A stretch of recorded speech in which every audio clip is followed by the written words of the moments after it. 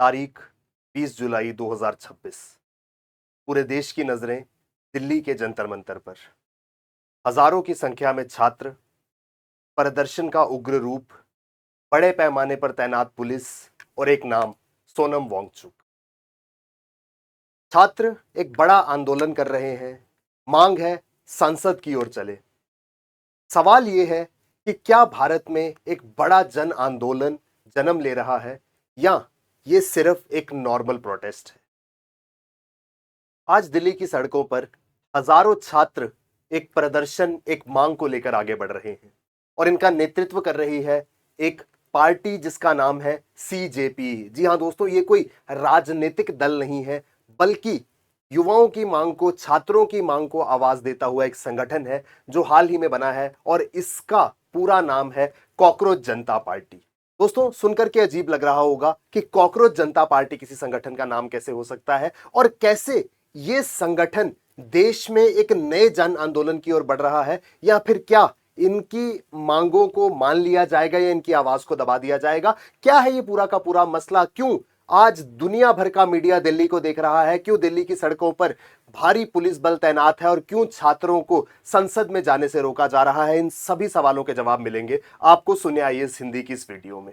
दोस्तों, इस पूरे के पूरे मसले को समझने के लिए हमें शुरुआत करनी होगी पूरे की पूरी टाइमलाइन से कि कैसे ये आंदोलन जो आज हम देख रहे हैं ये शुरू हुआ और देखते ही देखते इतना बड़ा एक मास मूवमेंट बन गया। दोस्तों, इस पूरे के पूरे आंदोलन की शुरुआत का श्रेय जो है वह जाता है मई 2026 को। देश के सर्वोच्च न्यायालय सुप्रीम कोर्ट में मुख्य न्यायाधीश द्वारा एक मामले में टिप्पणी देते हुए कॉकरोच शब्द का इस्तेमाल किया गया। हालांकि बाद में उन्होंने इस पर अपनी सफाई देते हुए कहा कि ये कॉकरोच शब्द जो है ये केवल उन लोगों के संदर्भ में इस्तेमाल किया गया था जो सरकारी व्यवस्था की और लोगों को मिल रही सहूलतों का नाजायज फायदा उठाते हैं। लेकिन तब तक ये कॉकरोच शब्द जो है वह देश के हर युवा तक पहुंच चुका था और इसी के साथ सोशल मीडिया के माध्यम से एक मुहिम, एक मूवमेंट शुरू होती है जिसको नाम दिया गया कॉकरोच जनता पार्टी। सरकार के खिलाफ जो युवाओं में रोष था या सरकार से युवाओं की जो मांगे थी उसका नेतृत्व करते हुए एक संगठन सोशल मीडिया प्लेटफॉर्म पर सामने आया जिसको नाम दिया गया कॉकरोच जनता पार्टी। दोस्तों, इस कॉकरोच जनता पार्टी की प्रसिद्धता दिन प्रतिदिन बढ़ती चली गई और 2 से 3 महीने के समय में करीब 2.5 से 3 करोड़ सोशल मीडिया फॉलोअर्स इस संगठन के साथ जुड़ गए। शुरुआत में सबको लगा कि ये सिर्फ एक सोशल मीडिया मूवमेंट है या फिर सिर्फ और सिर्फ सोशल मीडिया तक ही सीमित ये आंदोलन है, लेकिन धीरे धीरे चीजें बदलने लगी और इसी दौरान देश में नीट, जो कि देश भर में डॉक्टरी की पढ़ाई करने वाले एमबीबीएस के जो अभ्यर्थी हैं, जो अपनी 12वीं की परीक्षा के देने के बाद, 12वीं कक्षा करने के बाद भविष्य में डॉक्टर बनना चाहते हैं, उनके लिए एक परीक्षा है जिससे उनको मेडिकल कॉलेजों में दाखिला मिलता है जहां पर वे अपनी एमबीबीएस की पढ़ाई की शुरुआत करते हैं।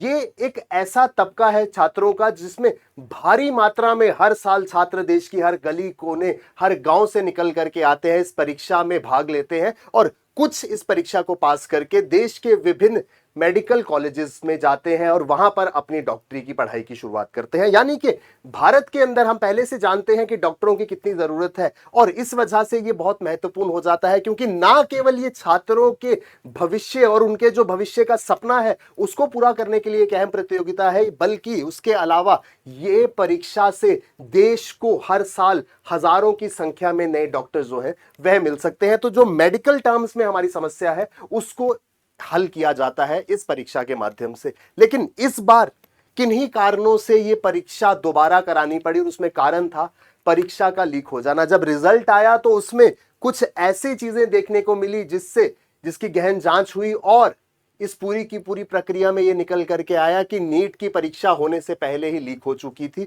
जिस वजह से इस पूरी की पूरी परीक्षा को रद्द कर दिया गया और दोबारा परीक्षा छात्रों को देनी पड़ी। इससे देश भर में छात्रों के अंदर बहुत ज्यादा असंतोष था क्योंकि लंबे समय से छात्र इस परीक्षा की तैयारी करते हैं। बहुत सारे छात्र तो जो अपनी 11वीं कक्षा में आते हैं या उससे भी पहले 2-2, 3-3 साल लगातार इस परीक्षा के लिए पढ़ाई करते हैं और जब चयन होने के बाद उनकी परीक्षा को रद्द कर दिया जाता है तो उनके अंदर बहुत ज्यादा दुख और असंतोष की भावना आ गई और इसके परिणाम स्वरूप कुछ छात्रों ने देश के अलग अलग हिस्सों में आत्महत्या करने की भी कोशिश करी।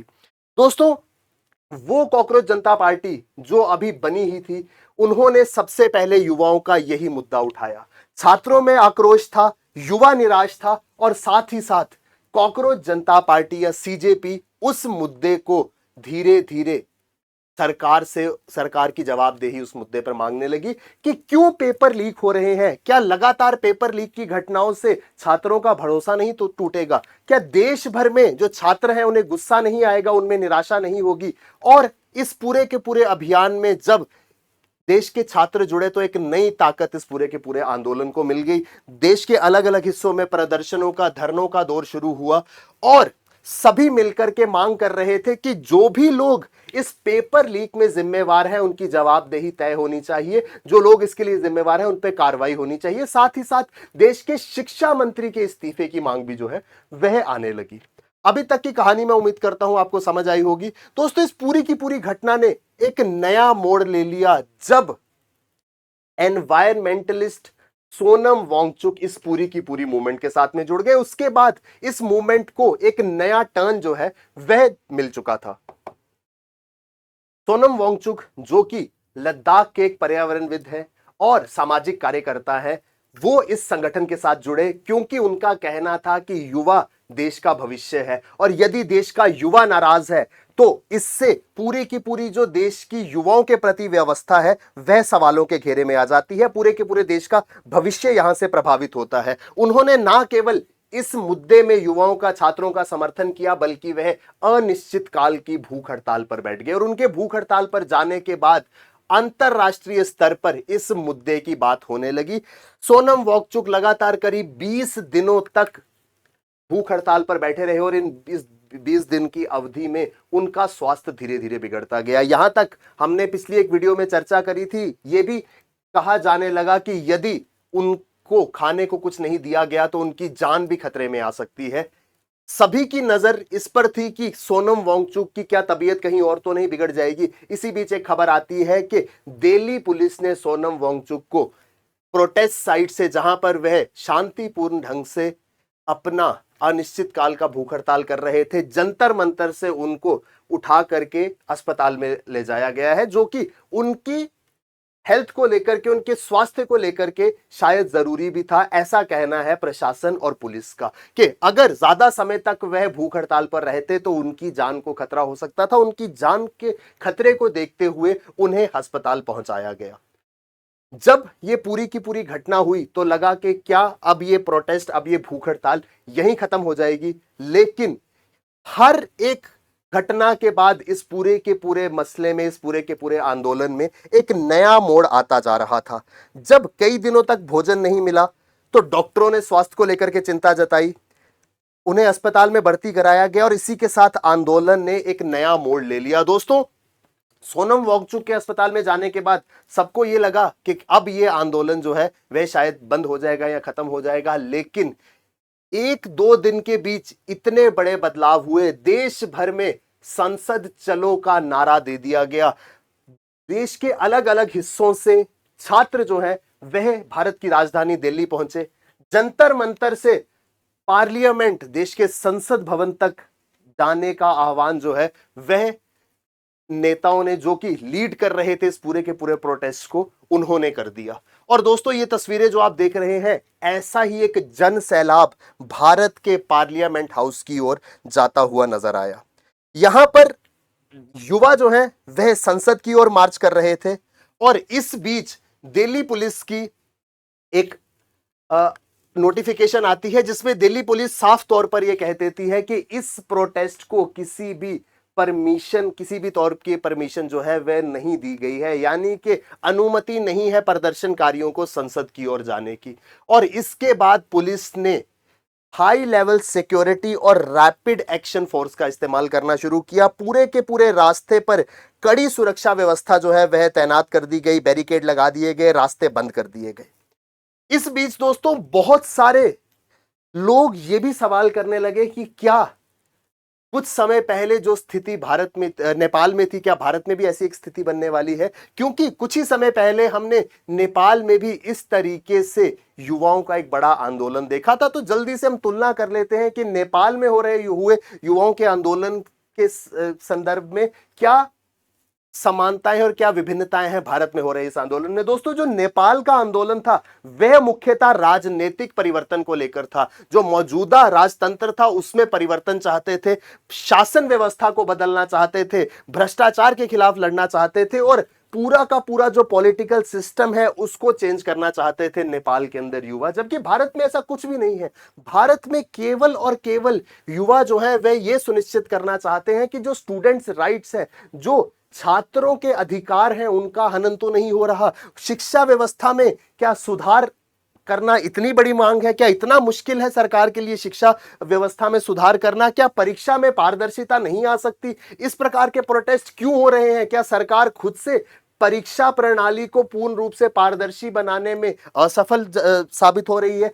क्या यदि किसी कारण से परीक्षा में इस प्रकार की गलतियां हो भी जाती हैं तो किसी को उसकी जवाबदेही नहीं करनी होगी? क्या कोई इसके लिए जिम्मेवार नहीं होगा? तो इस प्रकार की मांगे जो है वह भारत के अंदर उठ रही हैं। ये केवल छात्रों के अधिकार और छात्रों के भविष्य को लेकर के मुद्दा है, जबकि नेपाल के साथ इसकी तुलना करना जो है वह कहीं ना कहीं सही नहीं होगा। दोस्तों, अब सवाल यह है कि इस पूरे के पूरे मुद्दे में क्या डेवलपमेंट्स हो रही हैं, ये हमारे लिए बहुत ज्यादा महत्वपूर्ण है। दोस्तों, यहां पर कहानी केवल कॉकरोच जनता पार्टी की नहीं है, यहां कहानी केवल सोनम वांगचुक की नहीं है, यहां पे कहानी, यहां पे मुद्दा देश के लाखों करोड़ों युवाओं का है। क्योंकि युवा अपना भविष्य जो है वह इन परीक्षाओं के माध्यम से देखते हैं। युवा भविष्य अपना संवारते हैं इन प्रतियोगी परीक्षाओं के माध्यम से। तो यदि ये प्रतियोगी परीक्षाएं ही जो है वह विश्वास पात्र नहीं रहेंगी तो सबसे पहला नुकसान जो है वह देश के युवा का होगा। और इस वजह से